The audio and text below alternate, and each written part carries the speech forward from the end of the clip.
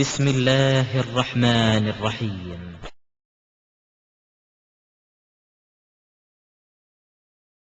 السلام عليكم ورحمة الله وبركاته. கண்ணியத்திற்குரிய எல்லாம் வல்ல அல்லாஹுவின் நல்லடியார்களே, ஒவ்வொரு வாரமும் ஜும்மாவுடைய நாளிலே மூமின்கள், இறை நம்பிக்கையாளர்கள் ஒரு முக்கியமான அறிவுரையை உள்ளத்திலே பதிவு செய்து கொண்டு தங்களுடைய ஈமானையும் இறையச்சத்தையும் மெருகூட்டிக் கொள்ள வேண்டும் என்பதற்காக இஸ்லாத்தில் கடமையாக்கப்பட்டிருக்கின்ற இந்த ஜும்மாவுடைய சொற்பொழிவுக்காகவும் தொழுகைக்காகவும் நாம் எல்லாம் ஒன்று குழும்பி இருக்கின்றோம். இந்த அறிவுரைக்கு முன்னால் இந்த ஏகத்துவத்தை சொல்லக்கூடிய நாம் இஸ்லாத்தை திருக்குரான் மற்றும் நபிகள் நாயகம் ஸல்லல்லாஹு அலைஹி வஸல்லம் அவர்களுடைய வழிகாட்டுதல் அடிப்படையிலே எடுத்துச் சொல்லக்கூடிய நம்மை பற்றி ஒரு அறிமுகத்தை பதிவு செய்ய வேண்டிய கடமை இருக்கிறது. அல்லாஹுடைய தூதர் நபிகள் நாயகம் ஸல்லல்லாஹு அலைஹி வஸல்லம் அவர்களுக்கு முன்னால் எத்தனையோ நபிமார்கள் இந்த சத்திய இஸ்லாத்தை எடுத்து சொல்வதற்காக அனுப்பப்பட்டார்கள். ஒவ்வொரு காலகட்டத்திலும் அனுப்பப்பட்ட இறை தூதர்கள் தங்கள் காலத்திலே அல்லாஹ் ஒருவனை வணங்குங்கள் என்கின்ற ஏகத்துவத்தையும், தூதராகிய என்னை பின்பற்றுங்கள் என்ற கொள்கையையும் பிரச்சாரம் செய்வார். அப்படி சொல்கிற பொழுது, எனக்கு முன்னால் அனுப்பப்பட்ட தூதர் எந்த கொள்கையை சொன்னாரோ அதைத்தான் நானும் சொல்ல வந்திருக்கின்றேன், எனக்கு பின்னால் வருகின்ற தூதர்களும் அதைத்தான் உங்களுக்கு சொல்வார்கள் என்று சொல்லிவிட்டு போனார்கள். இப்படியாக வந்த எல்லா தூதர்களுக்கும் அடுத்தபடியாக இறுதி கட்டமாக இறைவனால் அனுப்பப்பட்ட பெருமானார் ஸல்லல்லாஹு அலைஹி வஸல்லம் அவர்கள் தங்களுடைய 40வது வயதிலே இந்த தூதுத்துவத்தை பெறுகிறார்கள். 53 வயது வரைக்கும் மக்காவிலே இருந்து இந்த பிரச்சாரத்தை செய்கிறார்கள்.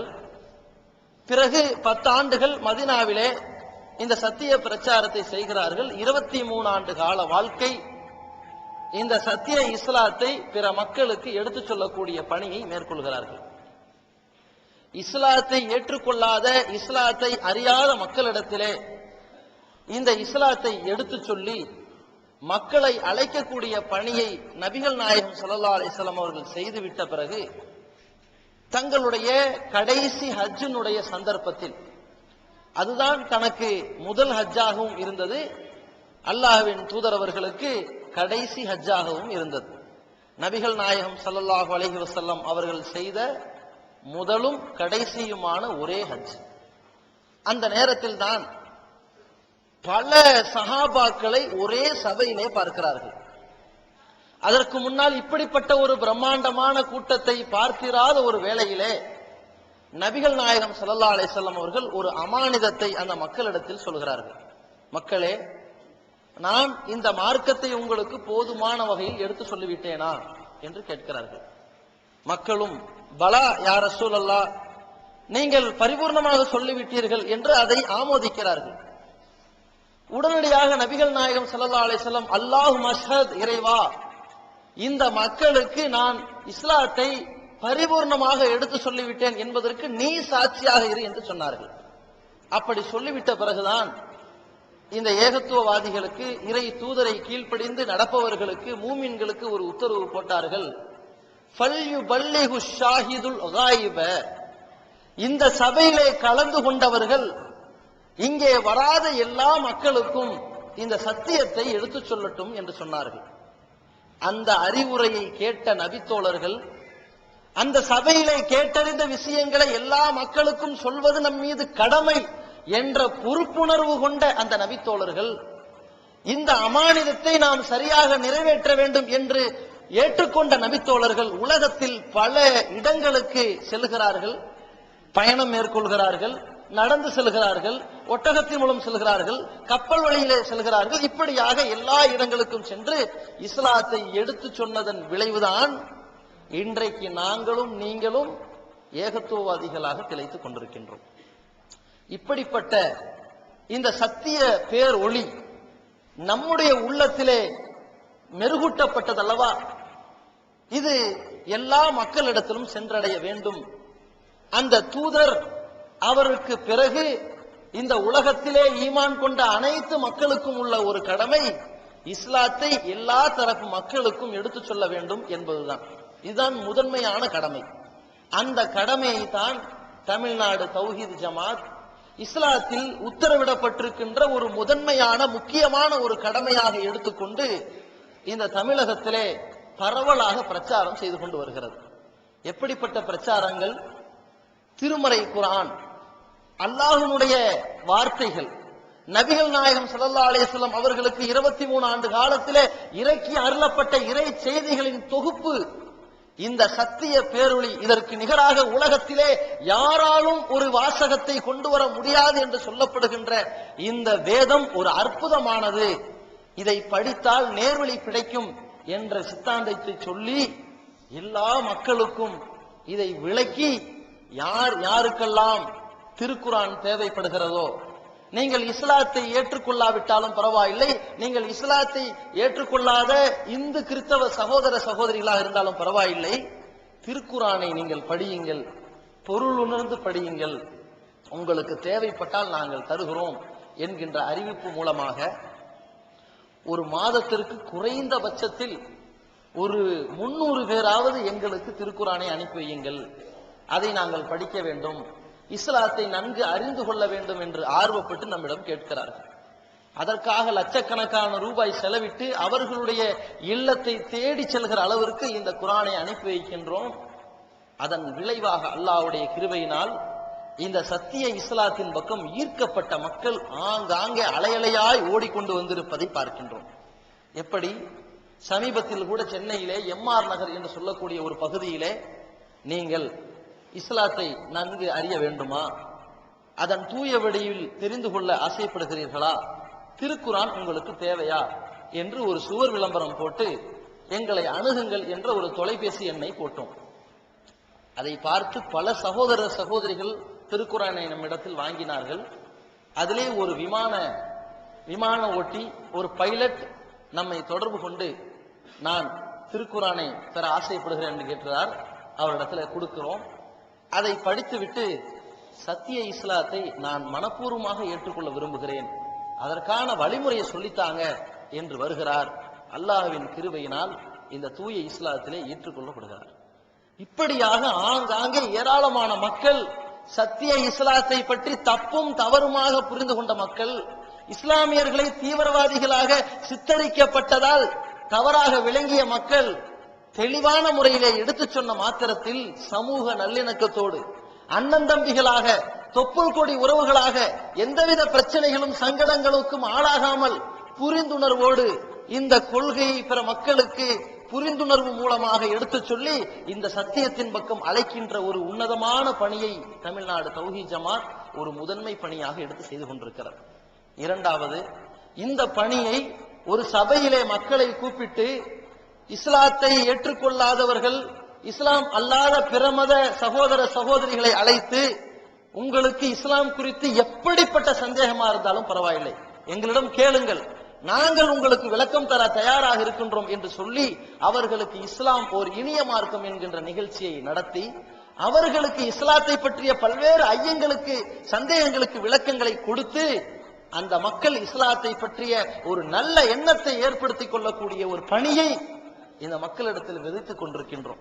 கடந்த 20 ஆண்டுகள் 30 ஆண்டுகளுக்கு முன்னால் பல ஊர்களிலே திடீரென்று ஒரு சின்ன சலசலப்பு பல கலவரங்களை வெடிக்க செய்துவிடும் அல்லவா? அப்படிப்பட்ட நிலை இல்லாத அளவிற்கு இந்த மக்களிடத்தில் சமூக நல்லிணக்கம் மெருகூட்டப்பட்டதற்கு காரணம் அல்லாஹ்வுடைய தூதரவர்கள் எந்த பொறுப்பை நம் மீது சாட்டினார்களோ அதை பரிபூர்ணமாக செய்யக்கூடிய ஒரு அமைப்பாக நாம் இதை கையில் எடுத்து செய்து கொண்டிருக்கின்றோம். ஒருவர் இந்த சத்திய இஸ்லாத்தை ஏற்றுக்கொண்டதாக வருகிறார் என்றால் ஆசை வார்த்தை காட்டாமலும் நிர்பந்திக்காமலும் அவர்களாக விரும்பி இந்த மார்க்கத்தை ஏற்றுக்கொண்டதாக வருகிற பொழுது அவர்களுக்கு அடைக்கலம் கொடுத்து, ஆண்களா உங்களுக்கென்ற இஸ்லாமிய பயிற்சி மையம், பெண்களா உங்களுக்கென்ற தாவா சென்டர் என்று சொல்லி அவர்களை அரவணைத்து அவர்களுக்காக வேண்டி ஒரு சேவை நிறுவனத்தை நடத்தக்கூடிய ஒரு அமைப்பாக நாம் இருக்கின்றோம். இது இஸ்லாம் அல்லாத மக்களுக்கு நாம் செய்து கொண்டிருக்கிறோம். சற்று நீங்கள் யோசித்து பாருங்கள். இதே மாதிரியான ஒரு பணியை பிற மக்களுக்கு இஸ்லாத்தை எடுத்துச் சொல்வது, அவர்களுக்கு தேவையான நூல்களை கொடுப்பது, டிவிடிகள் கொடுப்பது, அவர்களுடைய ஐயங்களை சபையில் வைத்து நேருக்கு நேராக விளக்கம் அளிப்பது, அவர்கள் வந்தால் அவர்களை அரவணைப்பது, இப்படிப்பட்ட ஒரு பணி ஒரு 20 ஆண்டுகளுக்கு முன்னால் நடந்திருக்கிறதா? தமிழகத்தில், இந்தியாவில் நடந்திருக்கிறதா? ஒரு 100 ஆண்டுகளாக நடந்திருக்கிறதா? ஒரு 200 ஆண்டுகளாக நடந்திருக்கிறதா? இல்லை.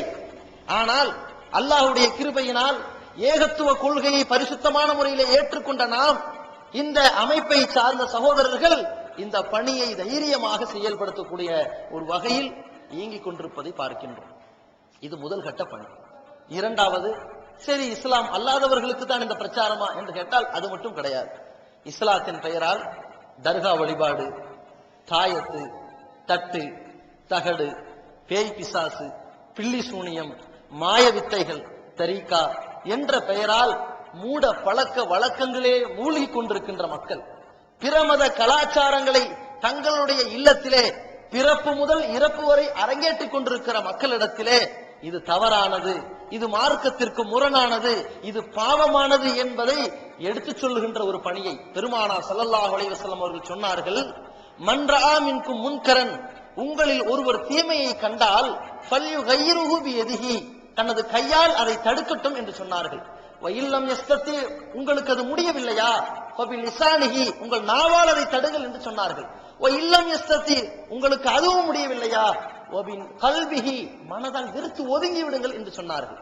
அந்த அடிப்படையிலே இஸ்லாத்தின் பெயரால் முஸ்லிம்களிடத்திலே மூழ்கி கிடக்கின்ற மூட பழக்க வழக்கங்களை அகற்றும் முகமாக, எப்படி இஸ்லாம் ஒரு எளிய மார்க்கம் என்கிற பெயரிலே முஸ்லிம்களுக்கு ஏற்படுகின்ற ஐயப்பாடுகளுக்கு பதில் சொல்லக்கூடிய, நேருக்கு நேர் அவர்களுடைய சந்தேகங்களுக்கு விளக்கம் தரக்கூடிய திருக்குரான் நபி வழி ஆதாரங்களோடு எடுத்து சொல்லி அவர்களுக்கு புரிய வைக்கின்ற ஒரு நிகழ்ச்சி. இன்னொன்று, பெண்களை அழைத்து அவர்களை திரட்டி பெண்களுக்கான சொற்பொழிவு நடத்துகின்ற நிகழ்ச்சி. தெருமுனை கூட்டங்கள், மெகாபோன் பிரச்சாரங்கள், பொதுக்கூட்டங்கள், மாநாடுகள், நல்லொழுக்க பயிற்சி முகாம்கள், இது போன்ற ஜும்மா உரைக்களால் இஸ்லாத்தை அதன் தூய வடிவிலே முஸ்லிம்களுக்கு மத்தியிலே எடுத்துச் சொல்லக்கூடிய ஒரு பணிகளை நாம் செய்து கொண்டு இருக்கின்றோம். இதையும் தாண்டி யார் இதை எதிர்க்கின்றார்களோ, எதிர்க்கக்கூடியவர்களிடத்திலே வன்முறைத்தனமாக சென்று விடாமல், வரட்டு கௌரவமாக அவர்களை திட்டி விடாமல், அவர்களை கேவலப்படுத்தி விடாமல், அவர்களை கொச்சைப்படுத்தி விடாமல், இஸ்லாத்தை பற்றி தப்பும் தவறுமாக விமர்சனம் செய்கிறீர்களா? வாருங்கள். நீங்கள் கிறிஸ்தவர்களாக இருந்தாலும் பரவாயில்லை, நீங்கள் நாத்திகர்களாக இருந்தாலும் பரவாயில்லை, நீங்கள் கம்யூனிஸ்டவாதியாக இருந்தாலும் பரவாயில்லை, உங்கள் கொள்கை எது, எங்கள் கொள்கை எது, சரிசமமாக பேசிக்கொள்வோம், கலந்துரையாடல் செய்து கொள்வோம். எங்களை பற்றி நாங்கள் எடுத்துரைக்கிறோம், உங்களை பற்றி நீங்கள் எடுத்துரையுங்கள். உங்கள் கொள்கை மீது எங்களுக்கு சந்தேகம் இருந்தால் நாங்கள் சில கேள்விகள் கேட்கிறோம், பதில் சொல்லுங்கள். எங்கள் கொள்கை மீது சந்தேகம் இருந்தால் நீங்கள் எந்த கேள்வி கேட்டாலும் சரி, நாங்கள் பதில் சொல்ல தயார் என்ற விவாத களங்களை சந்திக்கின்ற ஒரு பணியை நாம் செய்து கொண்டிருக்கிறோம். இதுவும் யார் காட்டி கொடுத்திருக்கின்ற ஒரு முன்மாதிரி. வஜாதில்ஹும் பில்லதி ஹிய அஹ்ஸன் என்று அல்லாஹ் உத்தரவிடுகிறானே, இந்த கொள்கையை எதிர்க்கக்கூடிய மக்களிடத்தில் அழகிய முறையிலே தர்க்கம் செய்யுங்கள் என்று சொல்கிறானே, அந்த பணியை நாம் செய்து கொண்டிருக்கின்றோம். இது ஒரு பக்கம். இதையும் தாண்டி மக்களிடத்திலே இருக்கின்ற சமூக கொடுமைகள், வரதட்சணை, வட்டி, விபச்சாரம், மது, சூது, கொலை, கொள்ளை, திருட்டு, வழிப்பறி போன்ற சமூக கொடுமைகள், சமூக தீமைகளை விட்டு அவற்றை அவர்களிடமிருந்து அகற்றக்கூடிய ஒரு பணி. அதை அகற்றுவதற்கு என்னவெல்லாம் செய்யலாம்? முதலில் நம்மிடத்தில் ஏற்படுத்த வேண்டிய விழிப்புணர்வு, இரண்டாவது அந்த மக்களிடத்தில் அதை அகற்றுவதற்கான ஜனநாயக போராட்டங்கள், அதை நாம் கையில் எடுத்து செய்து கொண்டிருக்கின்றோம். எப்படி? 20 ஆண்டுகளுக்கு முன்னால், ஒரு 30 ஆண்டுகளுக்கு முன்னால் கைக்கூலி வாங்காமல் எந்த திருமணமும் கரை சேர்ந்திருக்காது, இல்லையா? அப்படிப்பட்ட நிலையில் தான் எல்லா திருமணங்களும் நடந்திருந்தது. எந்த அளவிற்கு என்றால், மணமகனுடைய வீட்டார் மணமகள் வீட்டாரிடத்திலே பணமோ நகையோ அல்லது பொருளோ ஒரு சீதன பொருட்களோ கேட்காவிட்டால் இந்த மணமகனிடத்தில் ஏதோ ஒரு உடல் குறை ஏற்பட்டிருக்கிறது, ஆண்மையற்றவனாக இருக்கின்றான் என்கின்ற தப்பான கருத்தை விதைக்கின்ற வகையில் இந்த மக்களிடத்தில் கௌரவ பிச்சையாக, கௌரவ திருட்டாக, பகல் கொள்ளையாக இந்த வரதட்சணை வீட்டிருந்ததை பார்த்திருக்கின்றோம். அந்த வரதட்சணை என்கின்ற வன் கொடுமையிலிருந்து இந்த சமுதாயம் கரை சேர வேண்டும். 30 வயதாகியும் கூட கரை சேர முடியாமல் திணறிக் கொண்டிருக்கின்ற எத்தனையோ இஸ்லாமிய பெண்கள், அவர்களுடைய வாழ்க்கை கேள்விக்குறியாக இருக்கின்றது. 4 பெண் பிள்ளைகளை பெற்றெடுத்தவர்கள் முதல் பெண் பிள்ளையை கல்யாணம் பண்ணி கொடுத்து விட்டு மீத 3 பெண்களுக்கும் கல்யாணம் பண்ணி கொடுக்க முடியவில்லையே, அதற்காக பொருளாதாரம் இல்லையே, இதற்காக வட்டி வாங்கலாமே என்று வட்டி என்ற நரக படுகொலியிலே விழுந்து அதனால் நடுத்தெருவில் தள்ளப்படுகின்ற ஒரு அவமானப்படுகிற நிலை. இன்னொரு குடும்பத்தில் நம்முடைய தகப்பனார் நம்முடைய அக்காளுக்கு திருமணம் முடித்து வைத்திருக்கிறார். நமக்கு இப்பொழுது 30 வயசு, நம்முடைய இன்னொரு அக்காளுக்கு 32 வயசு, அவளுக்கு இன்னும் ஒரு 5 வருடம் கழித்து திருமணம் முடித்து கொடுப்பாள். நமக்கு இன்னும் ஒரு 10 வருடமாவது திருமணம் முடிப்பதற்கு ஆகும். அதற்கு பிறகு நம்மை ஏதோ ஒரு முதியவர்களிடத்திலே தலையிலே கட்டி விடுவார்கள் என்று நினைத்து வீட்டை விட்டு ஓடுகின்ற ஒரு அவல நிலைக்கு இந்த சமுதாய பெண்கள் ஆளாக்கப்படுகின்ற அவல நிலையை அகற்ற வேண்டும் என்றால் வரதட்சணை இல்லாத ஒரு சமுதாயம் உருவாக வேண்டும். அந்த தலைமுறை உருவாக வேண்டும் என்றால் அப்படிப்பட்ட சபதம் இருக்கின்ற சமுதாயமாக நாம் இருக்க வேண்டும். வரதட்சணை என்கின்ற கைக்கூலியை பணமாகவோ நகையாகவோ பொருளாகவோ வெளிப்படையாகவோ மறைமுகமாகவோ நான் வாங்க மாட்டேன் என்று அவனவன் அல்லாஹ்வுக்கு பயந்து மன உறுதியோடு செயல்பட வேண்டும். அப்படிப்பட்ட திருமணத்தை மட்டுமே இந்த ஜமாத் நடத்தி வைக்கும். வேறு எந்த திருமணத்திற்கும் எவனுக்கும் தகுதி கிடையாது, அனுமதி கிடையாது, அங்கீகரிப்பது கிடையாது என்று புறக்கணித்து அந்த திருமணங்களை எல்லாம் சமூக அக்கறையோடு அங்கீகரித்து வரதட்சணை திருமணங்களை புறக்கணித்து, வரதட்சணை வாங்கி நடத்தப்படுகிற திருமணம் உன் சகோதரனுடைய திருமணமாக இருந்தாலும், உன்னுடைய சொந்தக்காரனுடைய திருமணமாக இருந்தாலும், உன்னுடைய உற்ற நண்பருடைய திருமணமாக இருந்தாலும் அதை நீ புறக்கணித்து வர வேண்டும். அதனால் உன் குடும்பத்தில் பிரிவினை ஏற்பட்டாலும் அல்லாஹ் உனக்கு உதவி செய்வான் என்று சொல்லி அந்த வரதட்சணை என்கின்ற வன் கொடுமையை புறக்கணித்து இந்த சமுதாயம் விழிப்புணர்வு படுத்தி தன்னுடைய சுய கட்டுப்பாடு மூலமாக இன்றைக்கு வரதட்சணை என்கின்ற வன் கொடுமை கொஞ்சம் கொஞ்சமாக அகன்றிருப்பதை பார்க்கின்றோம். இன்னொரு பக்கம் இந்த வரதட்சணை என்கின்ற பாவமான காரியத்தை விட்டு மக்களை தடுக்க வேண்டும் என்பதற்காக வேண்டி பல பிரச்சாரங்களை பயன்படுத்தி கொண்டிருக்கின்றோம். அதே போல வட்டி என்கின்ற அந்த படுகொலியிலே விழுந்து விடாமல் காப்பாற்ற வேண்டும் என்பதற்காக வட்டியில்லா கடன் திட்டங்களை தமிழகம் முழுவதும் நடத்தி கொண்டிருக்கின்றோம். இப்படியெல்லாம் நம்மால் இயன்ற வகையிலே சமூக அக்கறையோடு சமூக தீமைகளையும் சமூக கொடுமைகளையும் அகற்றக்கூடிய ஒரு பணியை நாம் கையில் எடுத்திருக்கின்றோம் என்றால் என்ன காரணம்?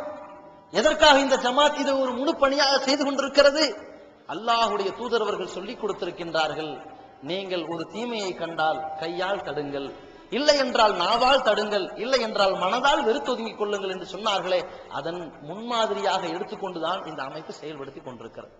இன்னொன்று, 4வது அம்சமாக இந்த சமுதாயம் கல்வியிலே வேலை வாய்ப்பிலே மிகவும் பின்தங்கியவர்களாக பாதிக்கப்பட்டு வருகிறார்கள். சில சந்தர்ப்பங்களில் அநீதிக்கு உள்ளாக்கப்படுகிறார்கள். இப்படிப்பட்ட ஒரு நிர்கதிக்கு ஆளாக்கப்படுபவர்களை காப்பாற்ற வேண்டுமே என்பதற்காக வேண்டி இந்த அமைப்பு எடுத்திருக்கின்ற ஒரு பணி என்ன தெரியுமா? சில சந்தர்ப்பங்களில் தன் உயிருக்கு உத்தரவாதம் இல்லாத சூழ்நிலைக்கு இந்த முஸ்லிம் ஆளாக்கப்படுவார், ஒரு முஸ்லிம் அல்லாதவர் ஆளாக்கப்படுவார். அந்த நேரத்தில் அவருக்கு ரத்தம் தேவைப்படும்.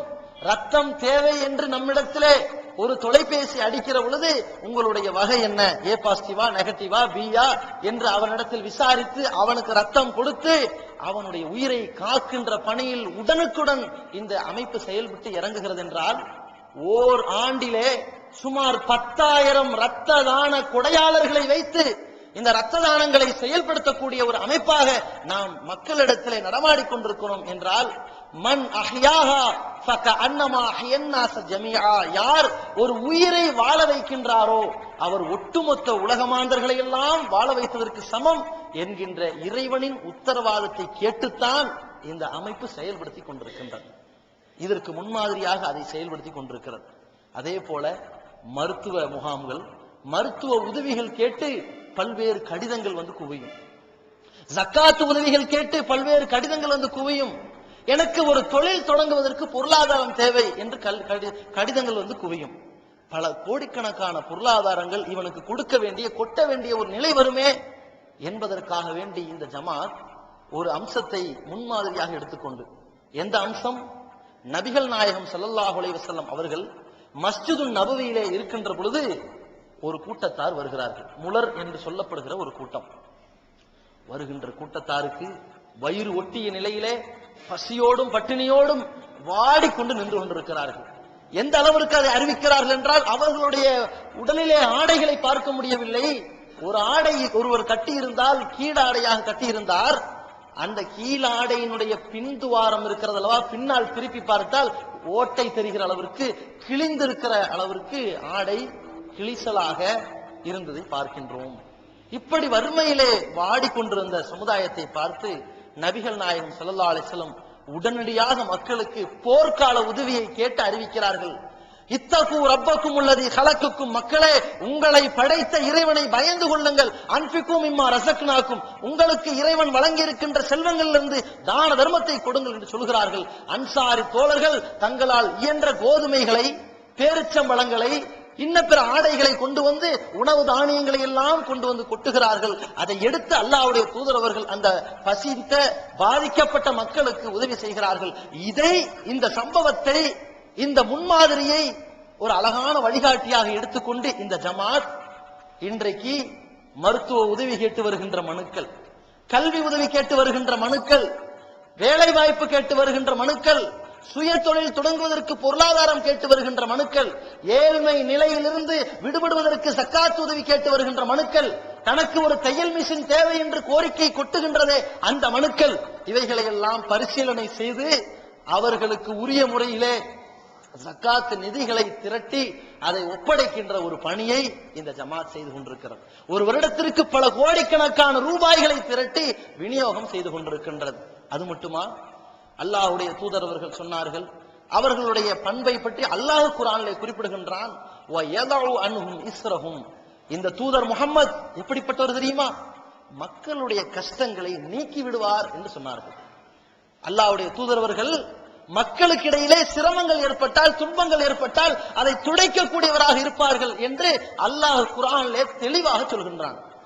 அப்படிப்பட்ட தூதரை போன்றுதான் இந்த தூதரை பின்பற்றுகிற முஸ்லிம்கள் நடைமுறைப்படுத்த வேண்டும் என்று அல்லாஹ் இட்ட கட்டளை மூலமாக ஒரு பக்கம் நாம் செய்கின்ற சக்காத்து உதவிகள், தான தர்மங்கள், இன்னொரு பக்கம் அதை முஸ்லிம் அல்லாதவர் என்று வேறுபாடு இல்லாமல் அள்ளி கொடுத்துக் கொண்டிருக்கின்றோம். எப்படி தெரியுமா? சமீபத்தில் ஏற்பட்ட தானே புயல், அந்த தானே புயலால் பாதிக்கப்பட்ட கடலோர மாவட்டங்களில் உள்ள பல மதத்தவர்கள், இஸ்லாமியர்கள், இஸ்லாம் அல்லாதவர்கள், அனைத்து தரப்பினர்களையும் அழைத்து குடும்பத்திற்கு தலா 2000 வைத்துக் கொள்ளுங்கள், பணமாகவே வைத்துக் கொள்ளுங்கள், அதை நீங்க என்ன வேணாலும் செஞ்சுக்க என்று சுமார் 20 லட்சத்துக்கும் மேல வசூல் செய்து அதை உரிய முறையில் ஒப்படைக்கின்ற ஒரு அமைப்பாக நாம் செயல்படுத்தி கொண்டிருக்கிறோம் அல்லவா? இது மாதிரியான ஒரு பணியை செய்கிற பொழுது இதையும் தாண்டி மக்களுடைய கஷ்டத்தை நீக்க வேண்டும் என்கின்ற ஒரு பணியை கையில் எடுத்து, அது எப்படி நீக்குவது? ஒரு குடும்பத்தில் பிரச்சனை என்றால் அதையும் நீக்குவது, அது சமூகத்தில் பிரச்சனையாக இருந்தால் அதையும் நீக்க வேண்டும். குடும்பத்தில் பிரச்சனையாக வரும் பொழுது ஒரு கணவன் மனைவிக்கு இடையிலே பிரச்சனை. இன்றைக்கு எத்தனையோ பிரச்சனைகளை பார்க்கின்றோம். கணவன் மனைவியை பார்த்து 3 தலாக் என்று சொல்லிவிட்டான், இனிமேல் இந்த குடும்பம் ஒரு காலத்திலும் சேராது என்ற நிற்கதியிலே நம்முடைய அமைப்பை நாடி வரக்கூடியவர்களை பார்க்கிறோம். மனைவி கணவனை பார்த்து குலா சொல்லிவிட்டார், இனிமேல் சேரவே முடியாது, ஆஹா அவசரப்பட்டு விட்டேனே என்று அலங்கோலப்பட்டுக் கொண்டிருக்கின்ற அவல நிலைக்கு ஆளாக்கப்படுகின்ற மனைவியை பார்க்கின்றோம். இன்னொரு பக்கத்தில் கணவன் குடிகாரனாக, ஒரு ஒழுக்கமற்றவனாக, தன் குடும்பத்திற்கு தகுதியற்றவனாக இருக்கிறான், இவனை விட்டு ஒரு நிம்மதி பெறுவது எப்படி என்று அடைந்து கிடைக்கின்ற பெண்களுக்கான உரிமையை தெரியாத அறியாமையில் இருக்கிற மக்களை காப்பாற்ற வேண்டுமே என்கின்ற ஒரு கோரிக்கை வந்து குவிகிறதை பார்க்கின்றோம். இப்படிப்பட்ட சிரமங்களை எல்லாம் தீர்த்து வைப்பதற்காக நம் ஜமாத் ஷரியத் கவுன்சில் என்ற பெயரால் காலகாலத்திற்கும் வழக்கை இழுத்து நீடிக்க செய்யாமல் தாமதிக்கப்படுகின்ற நீதி அது அநீதிக்கு சமம் என்ற அடிப்படையில் உடனுக்குடன் விசாரித்து நியாயத்தை எடுத்து உரைத்து நீதியான முறையில், நீதமான முறையில் குடும்ப பிரச்சனைகளை தீர்த்து வைக்கின்ற பணிகளை ஒரு பக்கம் செய்து கொண்டிருக்கிறோம். இன்னொரு பக்கம் பாதிக்கப்பட்டு வருகிற மக்கள், இவர்கள் யார்? இந்த சமுதாயம் ஏன் கல்வியிலே பின்தங்கி இருக்கிறார்கள்? வேலை வாய்ப்பிலே பின்தங்கி இருக்கிறார்கள்? வெளிநாட்டிலே அற்ப ஊதியத்திற்காக வேண்டி கஷ்டப்பட்டுக் கொண்டிருக்கிறார்கள். தன் மனைவியை இழந்து, தன் குடும்பத்தை இழந்து, தங்களுடைய வாலிபத்தை எல்லாம் வெளிநாட்டிலே அடகு வைத்துக் கொண்டிருக்கிறார்கள் அல்லவா? அப்படிப்பட்ட இளைஞர்களுடைய எதிர்காலத்தின் கேள்விக்குறியாக இருக்கிறதே, அதற்கு என்னதான் பதில் என்பதை அனுசரித்து அல்லாஹ்வுடைய தூதரவர்கள் சொன்னார்கள் அல்லவா, அஃதலுல் ஜிஹாத், ஜிஹாதிலே மிகச் சிறந்தது கலிமத்து ஹக்கின் இந்த சுல்தானின் ஜாயிர், கொடுமைக்காரன் அநியாயக்கார அரசனுக்கு எதிராக நியாயத்தை சொல்வது மிக சிறந்த ஜிஹாத் என்று சொன்னார்களே, அதே போல அநியாயக்காரத்தனமான ஒரு செயல் நடக்கிற பொழுது அந்த ஆட்சியாளர்களை எதிர்த்து ஜனநாயக வழியிலே போராடி பாதிக்கப்பட்ட மக்களுக்கு கல்வியிலே, வேலை வாய்ப்பிலே இடஒதுக்கீடை பெற்று தந்தால் இந்த சமுதாயம் தங்களுடைய வாழ்க்கையிலே முன்னேற்றம் பெறுவார்களே. நாமும் காவல்துறையிலே, பத்திரிகை துறையிலே, மற்ற துறைகளிலே, மருத்துவத்திலே, இன்ஜினியரிங் படிப்பிலே, உயர்கல்வியிலே, வேலை வாய்ப்பிலே நல்ல நிலை பெற்று அரசாங்க உத்தியோகத்தோடு நம்முடைய சமுதாயம் ஒரு கண்ணியமான முறையிலே வாழலாமே என்கின்ற ஒரு நிலைக்கு இந்த சமுதாயத்தை எந்த அரசியல்வாதிகளிடத்திலும் அடகு வைத்து விடாமல் ஜனநாயக வழியிலே போராடி இடஒதுக்கீட்டை மீட்டுத் தருகின்ற பணியையும் நாம் செய்து கொண்டிருப்பதற்கு காரணம் என்ன தெரியுமா? அல்லாஹ்வுடைய தூதரவர்கள் சொல்லிக் கொடுத்திருக்கிறார்கள், அத்தீனுன் நசிஹா, மார்க்கம் என்பது பிறர் நலம் நாடுவதாகும் என்று சொன்னார்கள். அடுத்தவர்களுடைய நலம் நாடுவதுதான் உண்மையான மார்க்கம். அந்த மார்க்கம் இஸ்லாம் தான் என்பதை இந்த உலகத்திற்கு சொல்லக்கூடிய ஒரு பணியை தமிழ்நாடு தௌஹீத் ஜமாத் செய்து கொண்டிருக்கிறது. இப்படிப்பட்ட பல்வேறு பணிகளை பார்க்கிற பொழுது எந்த அளவிற்கு நபிகள் நாயகம் ஸல்லல்லாஹு அலைஹி வஸல்லம் அவர்கள் சொன்னார்கள், அல் ஈமான், ஈமான் இறை நம்பிக்கை என்பது பிதுஉன் வ ஸபூன ஷுஹபா, அதற்கு 70க்கும் மேற்பட்ட கிளைகள் இருக்கின்றது. இது போன்ற ஏராளமான நற்பணிகளை வைத்து ஏராளமான கிளைகளை கொண்டதாக ஈமான் இருக்கிறது என்று சொன்னார்கள் அல்லவா.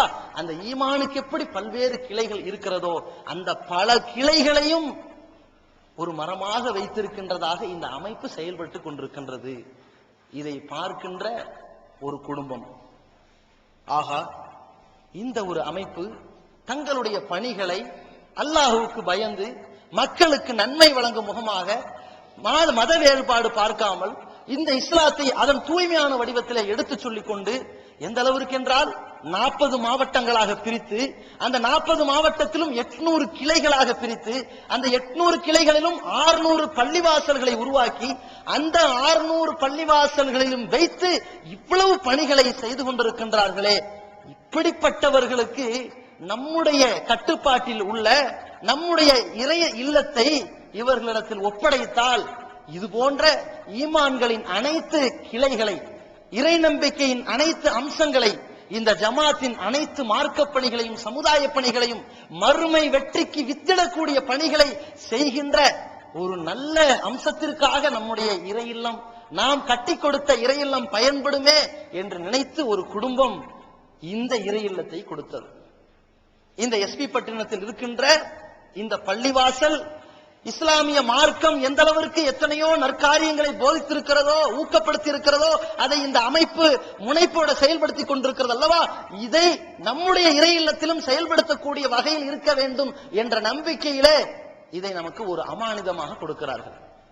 அல்லாஹுவை மட்டுமே வணங்க வேண்டும் என்பதற்காக வேண்டி கட்டப்படுகின்ற பள்ளிவாசல் என்பது இன்றைக்கு இலங்கைக்கும் மலேசியாவுக்கும் சிங்கப்பூருக்கும் கடைகடையாக சென்று வசூல் செய்து எங்கள் ஊரிலே நாங்கள் ஒரு பள்ளியை கட்டப் போகிறோம், அதற்கு பிரம்மாண்டமான மினாராக்களை அமைக்கப் போகிறோம், ஒட்டுமொத்த பக்கத்து கிழக்கு கடற்கரை சாலையெல்லாம் பார்க்கிற பொழுது எங்கள் ஊர் மினாரா தெரியும், அதற்காக திறப்பு விழா நடத்த போகிறோம், அதற்கான 2 கோடி ரூபாய் செலவு செய்ய போகிறோம் என்று சொல்லப்படுகிற அளவிற்கு இறை இல்லம் என்பது ஒரு மாளிகை போன்று ஒரு ஆடம்பர இடமாக ஆக்கப்பட்டு அல்லாஹ்வுடைய தூதர்கள் சொன்னார்கள் அல்லவா, அல்லாஹ்வுடைய பள்ளிவாசல் ஆடம்பர பள்ளிவாசலாக ஆக்கப்படுகிற வரை மறுமை நாள் வராது, இது மறுமை நாளின் அடையாளம் என்று சொன்னார்கள் அல்லவா.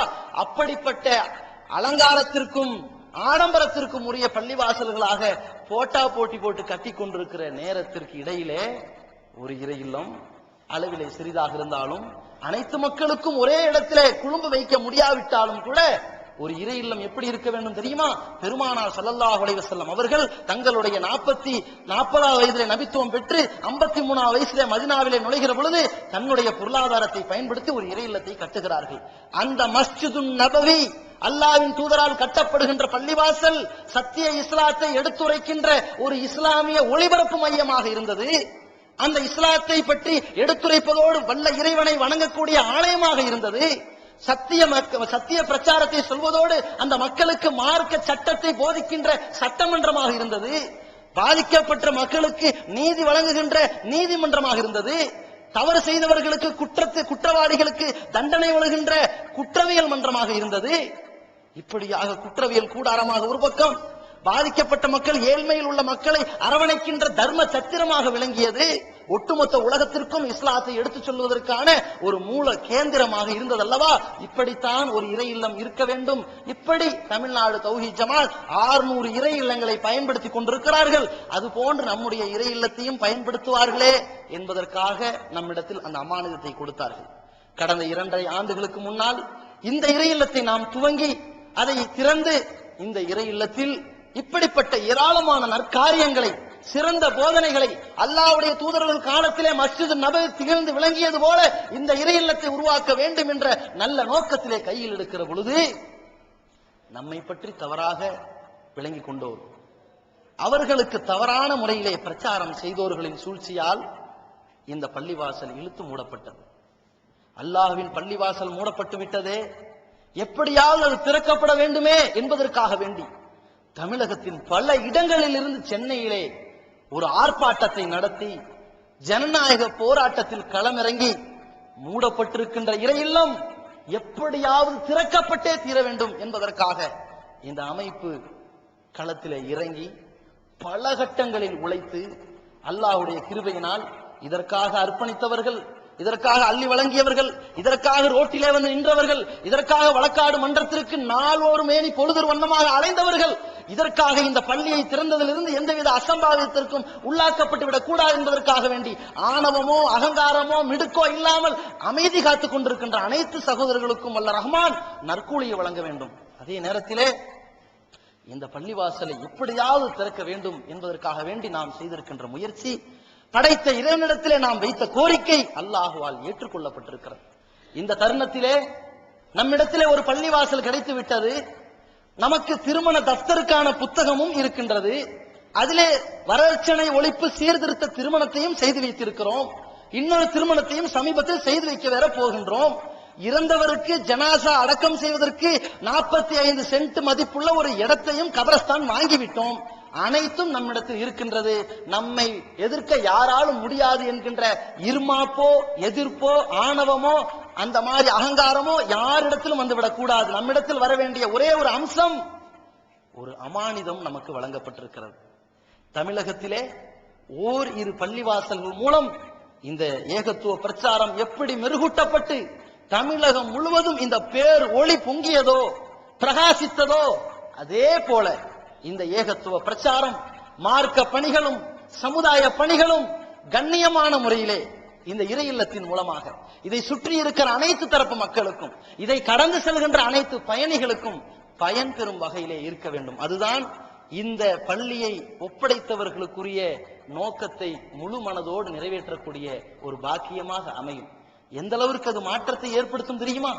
பரவாயில்லையே, இவர்கள் இந்த இறை இல்லத்தை கையில் எடுத்த மாத்திரத்திலேயே எப்படியெல்லாம் அந்த இறை இல்லத்தை ஒரு சிறந்த இல்லமாக கொண்டு வந்து விட்டார்கள் என்பதை உணர்ந்து, இப்படித்தான் எல்லா இறை இல்லங்களும் இருக்க வேண்டும் என்று அனைத்து தரப்பு மக்களும் உணரக்கூடிய ஒரு முன்மாதிரி பள்ளிவாசலாக இந்த இறை இல்லம் உருவாக்கப்பட வேண்டும். மொத்தத்திலே வல்ல ரஹ்மான் கூறுவது போல, யா அய்யுஹல்லதீன ஆமனு, இறை நம்பிக்கை கொண்டவர்களே, இத்தகுல்லாஹ ஹக்க துகாத்திஹி, நீங்கள் அல்லாஹ்வை அஞ்ச வேண்டிய முறைப்படி அஞ்சுங்கள். வலா தமூதுன்ன இல்லா வ அன்தும் முஸ்லிமூன், முஸ்லிம்களாகவே அன்றி மரணித்து விடாதீர்கள் என்று அல்லாஹ் சொல்கிறான் அல்லவா? அந்த அடிப்படையில் நாம் நம்முடைய வாழ்க்கை, நம்முடைய செயல்பாடுகள், நம்முடைய வணக்க வழிபாடுகள், நம்முடைய கொடுக்கல் வாங்கல், நம்முடைய கோட்பாடு அனைத்து தருணத்திலும் இஸ்லாத்தின் தூய வடிவிலே பின்பற்றக்கூடிய மக்களாகவும், அனைத்து மக்களையும் இந்த பாதையிலே அழைக்கக்கூடிய மக்களாகவும் வல்ல ரஹ்மான் உங்களையும் என்னையும் ஆக்கியருள்வானாக. வாஹிர் தவானா அல்ஹம்துலில்லாஹி ரப்பில் ஆலமீன். அஸ்ஸலாமு அலைக்கும் வரஹ்மத்துல்லாஹி வபரகாத்துஹு. அல்லாஹ்